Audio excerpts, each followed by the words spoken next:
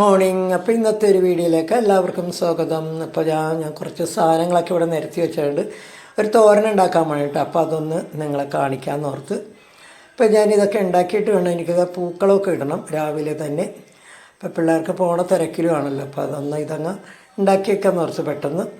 ഇപ്പം ഞാനതിന് ഒരു പകുതി സവാള, ഒരു പച്ചമുളകും മഞ്ഞൾപ്പൊടി, ചില്ലി ഫ്ലെക്സും കൂടി ഇട്ടും നന്നായിട്ട് ഇളക്കി കൂട്ടിയൊക്കെ കഴിഞ്ഞിട്ട് പിന്നെ ബീറ്റ്റൂട്ടാണ് കേട്ടോ അതിനകത്തോട്ട് ഇട്ടത്. ബീറ്റ്റൂട്ട് ഇട്ട് കഴിഞ്ഞാൽ അത് ഒരുവിധം വെന്ത് കഴിഞ്ഞ് ഉരുളക്കിഴങ്ങ് ഇട്ടിട്ടുണ്ട്. ഉരുളക്കിഴങ്ങ് ഇട്ടതും ഇതുപോലെ ഉപ്പൊക്കെ ഇട്ടൊന്ന് ഇളക്കി കൂട്ടി അടച്ച് വെച്ച് കഴിഞ്ഞിട്ട് പിന്നെ വീണ്ടും ഒരു സാധനം കൂടി ഇടേണ്ട കോളിഫ്ലവർ കേട്ടോ.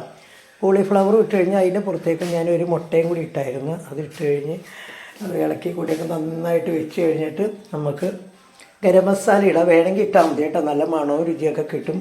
അത് ഇടുകയാണെങ്കിൽ അതിട്ട് നമുക്ക് കറിവേപ്പിലയും കൂടി ഇട്ടേച്ച് നന്നായിട്ട് ഇളക്കി കൂട്ടിയൊക്കെ വെച്ച് കഴിഞ്ഞാൽ നമുക്ക് വേണമെങ്കിൽ പച്ച വെളിച്ചെണ്ണ ഒഴിക്കാം കേട്ടോ. പച്ച വെളിച്ചെണ്ണ ആവശ്യമുണ്ടെങ്കിൽ ഒഴിച്ചാൽ മതി, ടേസ്റ്റൊക്കെ കിട്ടാൻ വേണ്ടിയാണ്.